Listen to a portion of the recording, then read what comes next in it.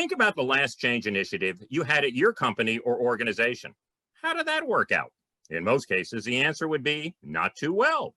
Why is this so difficult? To find out why and how we can do it better at a time when change is absolutely essential for survival, it's a pleasure to have with us Lior Arussy, the author of Next is Now, 5 Steps for Embracing Change. Welcome to the Business of Giving, Lior. Thank you very much for having me on the show. So when employees hear change, when leadership says change is coming, what do employees hear? What emotions are triggered? So it's an interesting subject because the topic of change have been discussed quite a lot in the business world. And the association was always that change is being associated with either a new vision, new exciting things. But in reality, for many of the employees, when they hear the word change, they hear a negative judgment on their past performance. What they hear is, why do we need to change? We need to change probably because we made a mistake. We need to change because probably what we have done is wrong.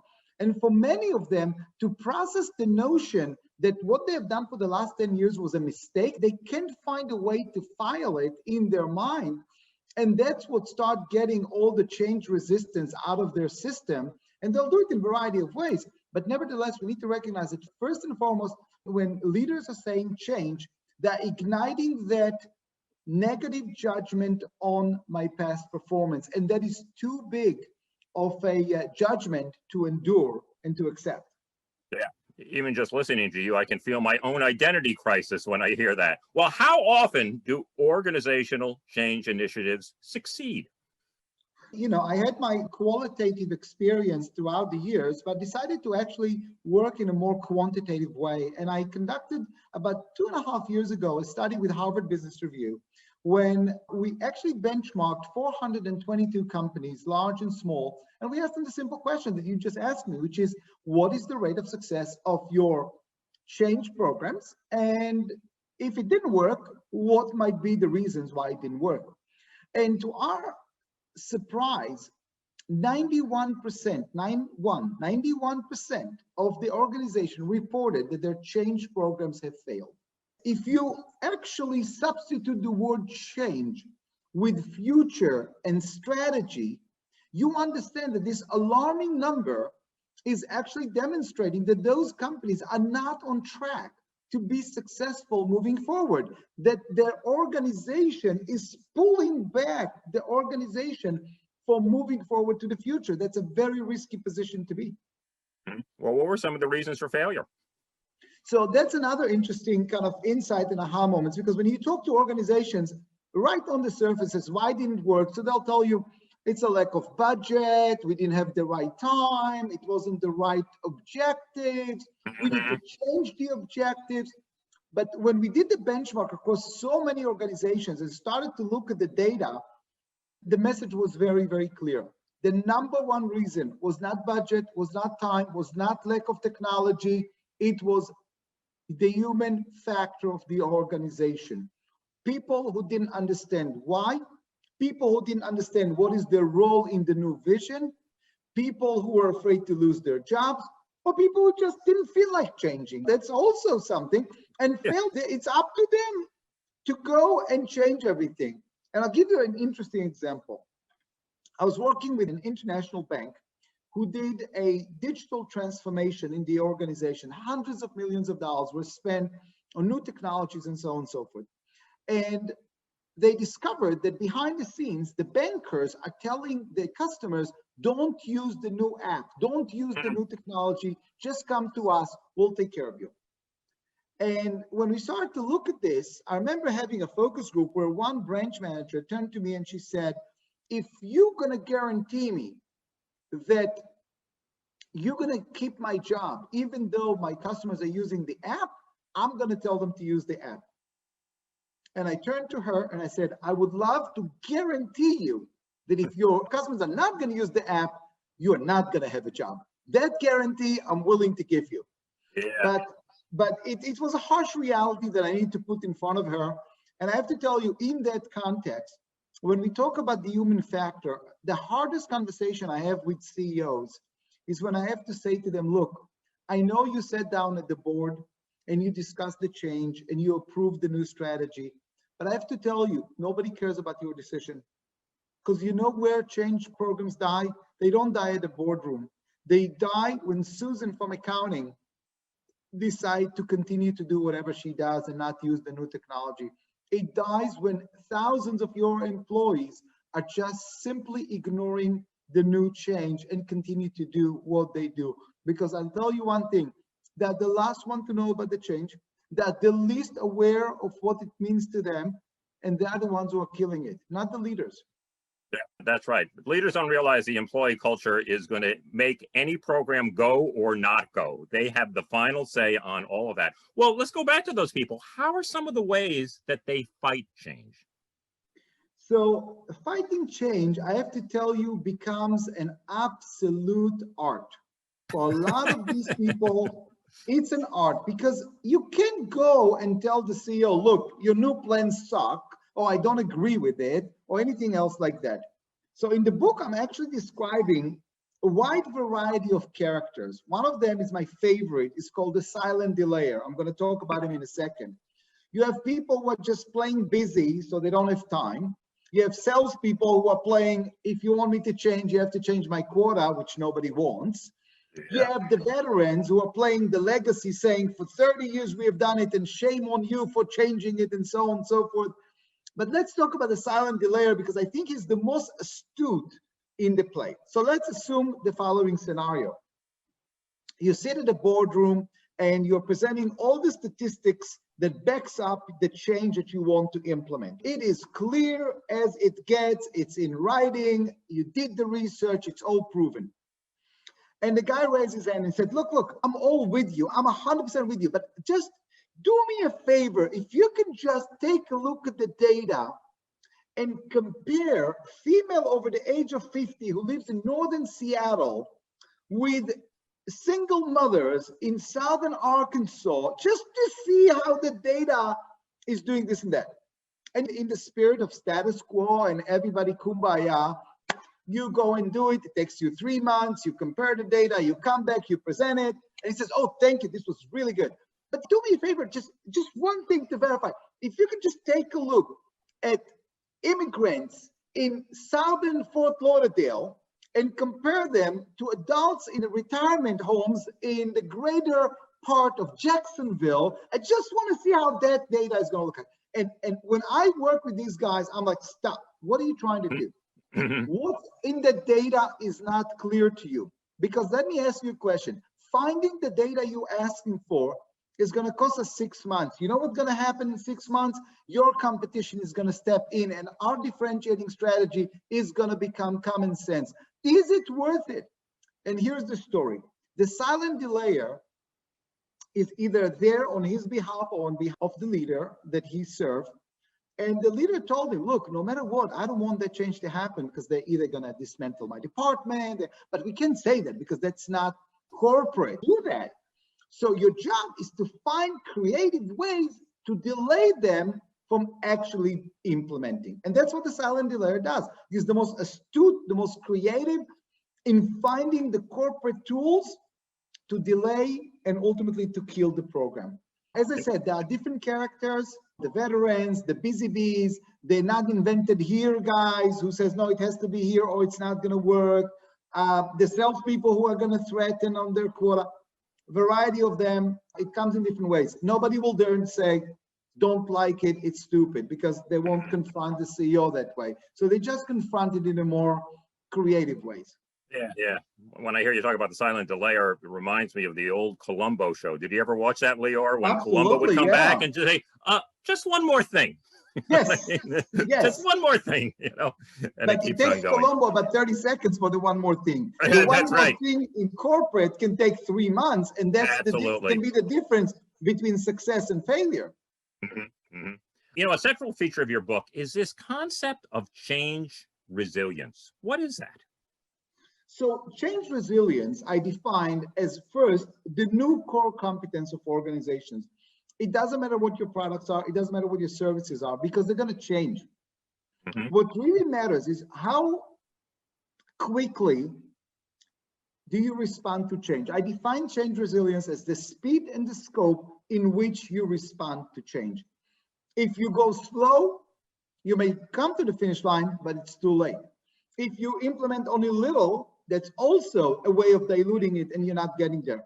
And I think COVID-19 is a great example because on many ways, COVID-19 demonstrated the change resilience of organizations. It was the grand scale litmus test. Are you ready or not? And some have demonstrated capabilities in that way and others have failed miserably. And I'll give you two examples. In the last couple of years, there were several trends that were promoted quite heavily. One is being human-centric business, and the second one is digital transformation. Mm-hmm. Now, those companies who accelerated digital transformation were much more ready for COVID-19 and were able to transform from physical to digital.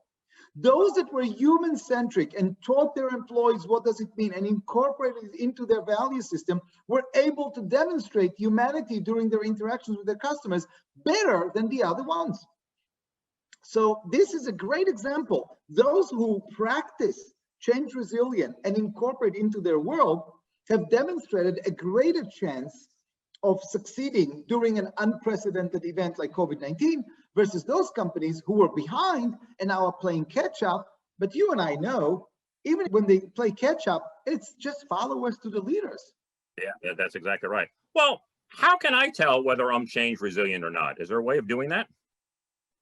So the first thing you can tell about change resilience is you can't wait for change to tell you if you're change resilient or not.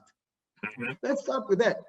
Change resilience is something that we practice on a regular basis. It's our openness to new things and our willingness to let go old ways and try new ways. So I oftentimes, when people tell me, how can I start practicing? I said, okay, start with your music list. Are you listening to the same music you've listened before or not? I remember a couple of years ago when people came to me, it's like, we don't know how to manage the new generation, Gen Z and the millennials. Like, do you like their music? No, I hate their music. They crap. I'm like, you ever listen to it, right? That's not going to help, because if you're not even willing to open for 3 minutes of a song, how are you going to be open for a mindset that might take a little bit longer? So one example is go and decide to explore new things that are not in your comfort zone. Go to TED and go for the things that TED does not recommend you to listen to, things that you might find extending your patience, extending your thinking. Go to your PowerPoint, start learning new capabilities there instead of doing it the same old ways. Change resilience is about you willing to practice new things and let go other ways, because you understand that ultimately they're all tools. They're all tools. And that leads us into the critical piece in the whole process of change resilience. When I presented in the book, The 5 Steps to Embracing Change, I talk about the need to connect to the core cause as opposed to the tools that we are using. So remember that banker that I mentioned to you? Mm-hmm. After I told her the harsh reality, I said to her, look, let me tell you something. You started in the bank 30 years ago. I don't know, you probably used Abacus when you helped your customers. And then they put those special calculators with the paper strip. Remember those? They were cool. We can actually get the numbers. Mm-hmm. And then they put a desktop, and now they're giving you an iPad. And in the same way that the Abacus didn't define you, the iPad doesn't define you. And what I helped her do is I said, look, when you were working with Abacus, what were you doing? Well, I helped them get a mortgage. I said, no, you helped them get to the American dream. You helped them get into a home. This is a big deal. You were privileged to be part of their lives. They entrusted their dreams in your hand. You lived your core cause, which was, I want to help people. You're doing the same thing today. It's just the tools that are different. So what I need you to do, I call this the big split. Split the core cause from the tools. The moment you see that the core cause doesn't change, it gives you stability, and then it frees your mind to try new tools. You see what I'm saying? Purpose-driven. You're purpose-driven then. Exactly. And oftentimes we forget the purpose and we stick to the tools or the processes or all of those things. And that's what creates the resistance, because we're feeling like, if they're going to take away this tool, if they're going to take away this process, then who am I?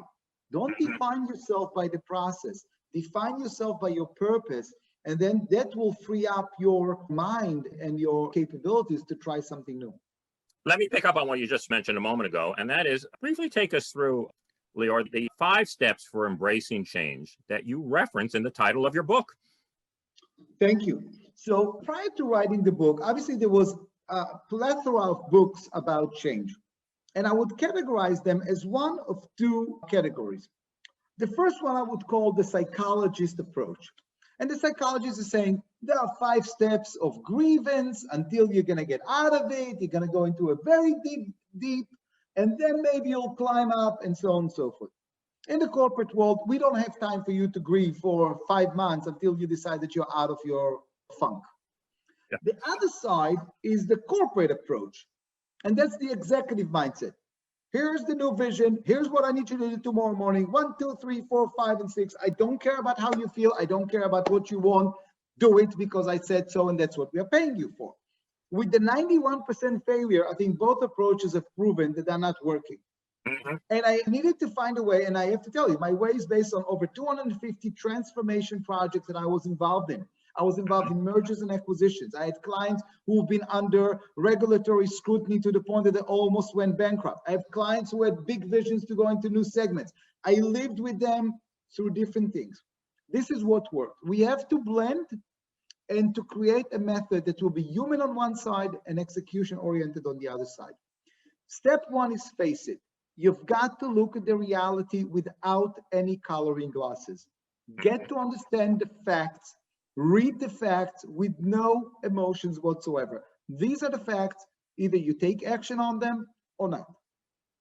Analyze it is about recognizing the emotions. Yes, it's emotional. If we want people to be purpose-driven, if we want people to be passionate, that means we ask them to bring their emotions to the game. You cannot be passionate without emotions. So let's face it. And the moment you expose the emotions, then you can get hurt. And change can be painful, and we need to recognize it. But as I said in the book, it's the courage to include that in the process, but not let it dominate you. So I do want to give some space to analyze it, to analyze the emotions, to understand that they're there, but then we need to move on. The big thing happens in redefine it, where you redefine yourself and your purpose. You are not the tools and the processes that you're using. You are the purpose. You are the core cause. I call it the core cause. The core cause doesn't change. It's your constant bridge between the past and the future. And it gives you this beautiful consistency that gives you the stability to allow yourself to change the tools. That's the redefine it. It's the hardest thing, but I have to tell you, it's the biggest aha moments for people. I am not this process operator. I'm an impact creator. I'm not my tool. Yeah, I'm not my tools. Then comes the concept of growing. So even though you have an aha moment, where is it fail? So I get it. So I need to try the new things. Most companies are sending people to try new tools without the prep, without the practice before they go live. And that's where they're afraid. They're not confident. They're afraid to be embarrassed. They're afraid that they will make mistakes. And when we ask them to do it in front of customers without the prep, that's when it's hard.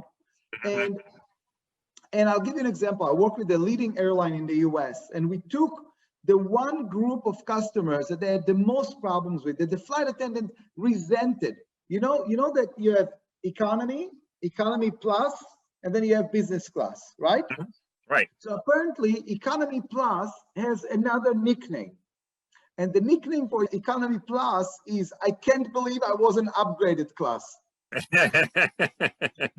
are the most upset customers because they are staring at business class and are jealous at these guys. This guy is drinking my martini. This guy is eating my food. And the flight attendants told me they're the hardest people to please because they're pissed. They said, we don't know what to do with them. We don't have upgrades. All they want is an upgrade. We don't have upgrades.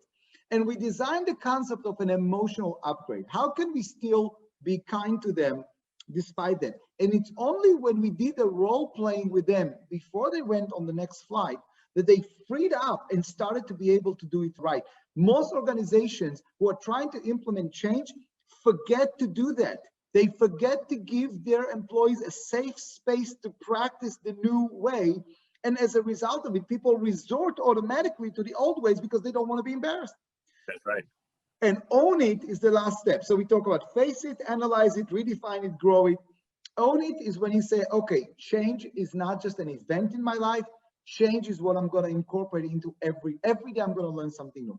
Every day I'm going to experience something new because I want to be a change resilient person. I want to be ready for the unexpected and not be a deer in a headlight when it happens to me. I want to embrace it. I want to run faster than the others. I want to have change push me with my purpose to achieve my goals faster than anyone else. And own it is that whole practice of change in order to be ready and open when other change is going to come.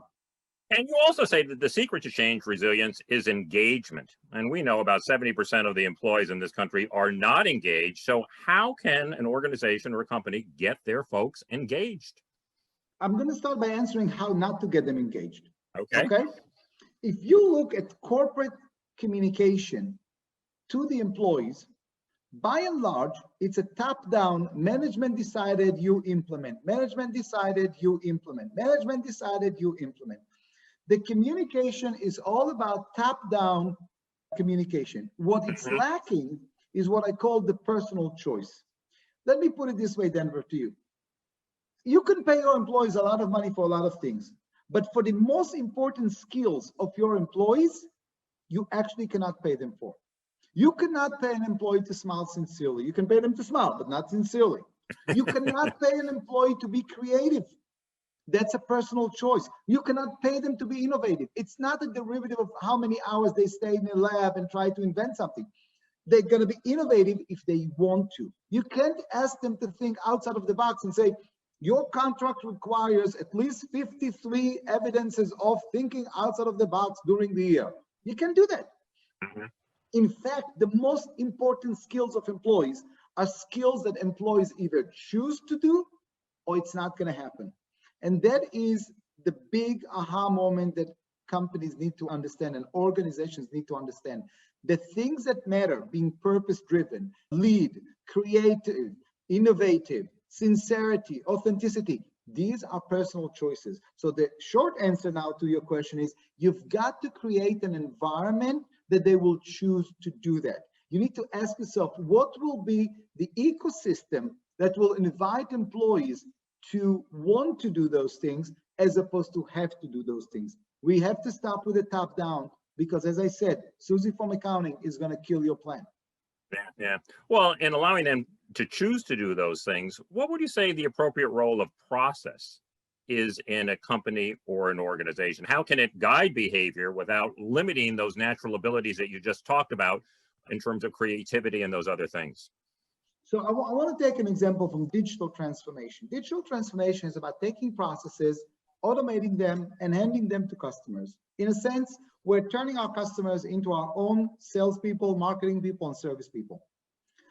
And what we are seeing on a grand scale is that when you take processes and automate them and hand them to your customers, then the question is, what is the role of the employee? And greater than that, what is your added value if your customer is using the process on an app? Because the same app can be done by another bank, by another insurance company, and we're done.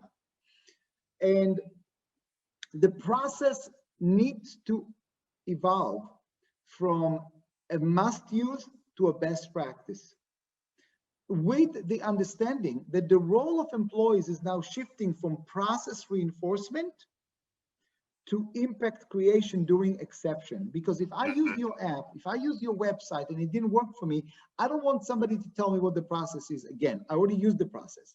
The process is a tool. If I have a unique situation, I want somebody who can actually address my unique situation. Somebody who can demonstrate humanity, somebody who can listen, and somebody who can solve. The best definition that I have for customer experience and customer expectations today is the following. The answer is yes. What is the question? When organizations will understand that this is the new mindset of donors, of customers, of stakeholders, when you understand that we need to shift to the answer is yes, what is the question, within ethical and legal guidelines, Sure, of course, right.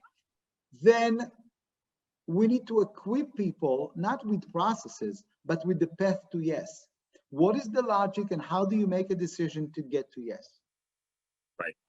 I mean, I think a famous example of that was old Ritz Carlton, where people were able to do something for customers up to something like $15,000 or whatever, that they don't have to go through channels to get approvals, but you empower them to make those decisions on the spot with the customer to give them the yes that you just talked about. In looking at all the different kinds of organizations you've worked with, are there any nuances or differences between, let's say, a legacy organization that's been around 100 years ago compared to a startup, or a nonprofit organization or a social organization compared to a business? Or is it essentially the same principles applying across the board? At the essence of it, we have people on one side, we have customers on the other side, and there are interactions. Those interactions need to be valuable for the customers and to a degree valuable to the employees and the organization who provides them. So at the very basic skeleton, we have very similar processes. Where are the changes going to start emerging? A startup had nothing to lose, so there will be probably more change resilient. Right. A legacy organization have 100 years of doing something. Somebody said to me, you know, we're an organization of 5,000 employees, and each and every one of us has 10 years of experience. So you're technically trying to change 50,000 years of experience. Good luck with that. And there is a lot of truth there. The more legacy you are, the more embedded your old way of doing things are, and less likely you are to be change resilient unless something very extreme happens to you. And I think legacy organizations need to be even more minded about that issue and how they need to address it. Now let's talk about nonprofits. With nonprofits, we have a very different challenge. I've done a fair amount of nonprofit work, both for fee and some of it even pro bono, small ones, big ones, and so on and so forth. Nonprofit is blinded by the fact that they are nonprofit and they are working for a purpose and a cause, and therefore do not see the need to change because they don't think that they operate by business rules, because they're here for a greater good. And I'm going to share with you an example of a nonprofit on a large scale that took some time to, let's say, adapt to change. And that is the Metropolitan Museum of Arts, the Met, in New York City. Yep. Okay. For many years, the Met had a policy that says, pay as you wish. We all know that, right? And about 13 or 14 years ago, 63% of the 7 million visitors of the Met paid full price at the time, $25. That number dropped to 12% about 2 years ago. 12%. So all of a sudden, there is a budget hole, because when only 12% are paying full price, it's hundreds of millions of dollars. Yeah. That's when the organization woke up and said, we've got to change. But it took them 12 years to recognize that, hey, we have a decrease here. We cannot continue with the policy because we have a hole in the budget. And when I was asked to come in to help, you could see a lot of the employees struggling. Some of them are volunteers. It's like, we're here for the greater good of art and make it accessible, and we don't want to do money. Money's no good. Go get donors to pay for it. And we had to bring some reality check following very similar process to what we talked about, recognize their emotions, explaining to them that the future of art accessibility is dependent on our ability to change the model, because the model doesn't work. So that's an example on a grand scale. The Met is a wonderful institution, amazing one. I love working with the Met. It's a great organization, very passionate people, but they were very, very focused on their passion for the art, that they kind of forgot that it also has to connect to some business reality. And as much as they don't want to, the business rules apply to them too, because donors and visitors are also customers, and they compare and contrast experiences, and they evaluate them, and they decide what's worth it for them and what's not. Yeah, it's amazing how that all went down. You did a great job, because we had Dan Weiss, our CEO, on the show a while ago, and there was a tremendous amount of resistance to this in editorial. They hung tough, and then it turned out that New Yorkers could come in for free, but almost all of them paid the amount. So it just is amazing how successful that has been. Okay, look, 91% of these change initiatives fail. So I want to ask you about overcoming cynicism, because you're going to have these organizations right now that are going to begin to implement another change initiative, particularly at this time of COVID that you talked about. And you know, and I know that the eyeballs are going to begin to roll. Here we go again. What would you advise? I'm going to start with a small story for you. I had an organization who've gone through a traumatic crisis. losing 40% of their business. And I was doing a workshop, and there was a vice president sitting in the back, keeps on making cynical jokes. And I said to him, please take yourself and get out of the room. He said, why? He said, because of your cynical jokes. I said, well, what do you mean? And he looks at the CEO, and the CEO said, he told you to leave, please leave. He said, you got to be kidding me. You can't kick me out for cynical jokes. I said, I did. And he said, why? I said, because your cynical jokes are destroying everything good in this company. And he said to me, how can you say that? It's my tools. That's how I survive. I said, you see, that's where you missed it. I'm not looking for survivors. I'm looking for builders, and I don't need a survivor. And what you don't understand is that your cynical jokes are a quick fix for you right now. They seem to be funny, but what they're doing is they're spreading poison of why bother. And we cannot build the future with why bother. I said to him, I want you to show me one single successful entrepreneur book or interview that starts with, my secret to success was I was cynical about every new idea that came in. It doesn't work. We need to understand cynicism is like poison to the core confidence and motivation of the organization. And we need to eradicate it. I cannot speak more boldly about this. Is not funny. This is it's contagious is what it is. This is a destruction. I remember that when I was called to help a company and I was just walking the aisles and everything, and I saw a lot of Dilbert strips. Remember those Dilbert? Oh yeah, sure. I still walk on them. Yeah. So by the time I came to the CEO, I said, by the way, I'm probably not going to work with you because your place is just full of cynicism. And he said, what do you mean? I said, do you see all these Dilbert scripts? And he said, oh, that's not a problem. I'll send an email for everybody to remove them. We'll be fine. And I said, you missed the whole point. It's not what's on the wall. It's what's in the soul. Because a Dilbert strip, you know what Dilbert strip says? My boss is a moron and my CEO is an idiot. It's just the politically correct way of saying that. And the counter to cynicism is you can't eradicate cynicism by sending a memo and saying, stop being cynical. Obviously, it's a belief system. You need to replace one belief system with another belief system. The way to change it is by creating inspirational stories that will signify to the organization we are changing. We are creating a new fabric to replace the old fabric. And I want to share with you a small example, Denver. I had the privilege of working with Mercedes-Benz.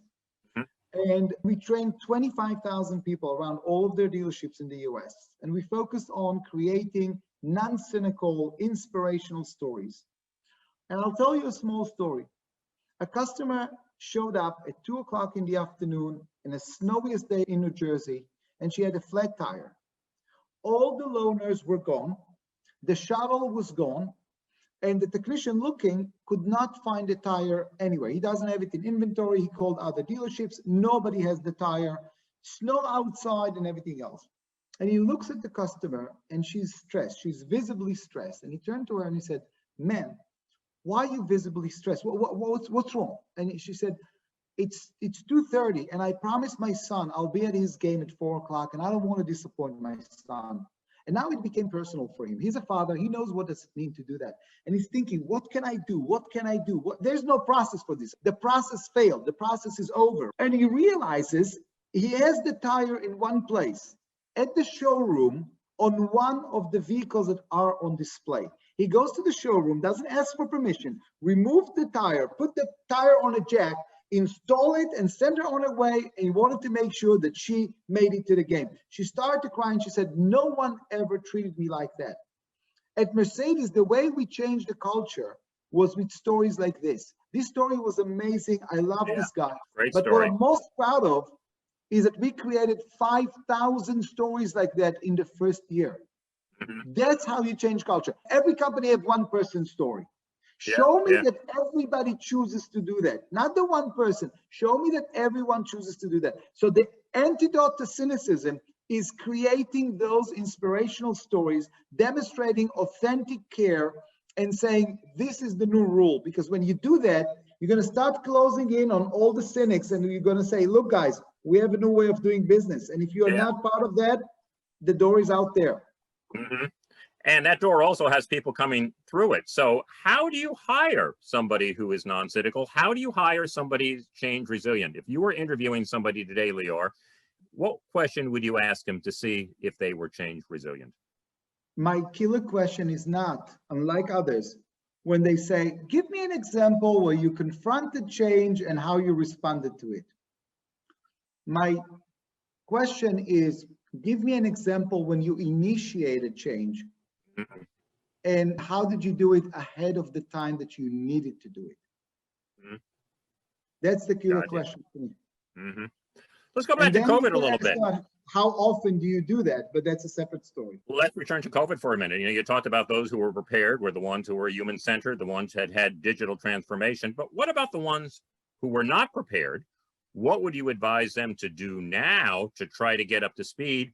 And have you seen any particular ways that people are doing it in this virtual remote environment in which we're in? So first and foremost, we need to follow the same logic. If you're not change resilient, that means you either didn't face the facts or you succumb to your emotions, which means you got stuck on phase 1 or on phase 2 of my model. So that's problem number 1. And you need to go back to the basics and see, where are you stuck? What held you back from seeing the same numbers or the same realities that your competition have seen? You're stuck somewhere. Something is telling you that you can actually slow down, unlike your competition. Something is wrong between what your competition is seeing and what you're seeing. So that's the first element. Then the next element is reshape your vision and purpose.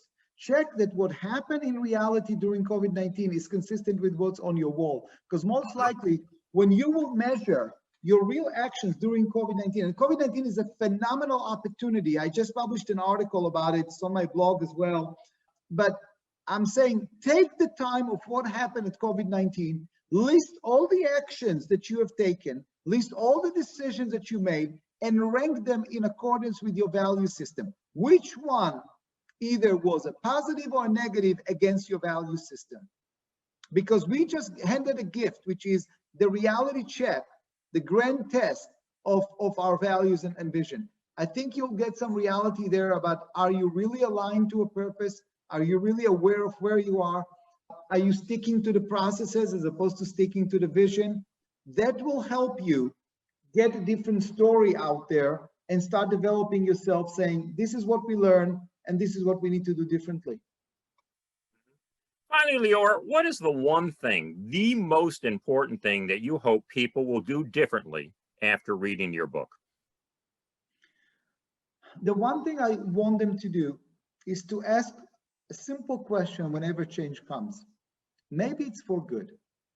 Give change a chance. Because most likely, when you'll get used to it, you'll see that it will become part of your life faster than you can imagine. So let's skip this painful process of resistance. Let's actually enjoy change. Let's see how change is actually putting more fuel and more power into our purpose. So if there's one thing I want is, I want you to love change and recognize that maybe, just maybe, there's something positive there. It's a mindset thing, I guess, right? Partially mindset, partially muscle. Mm-hmm.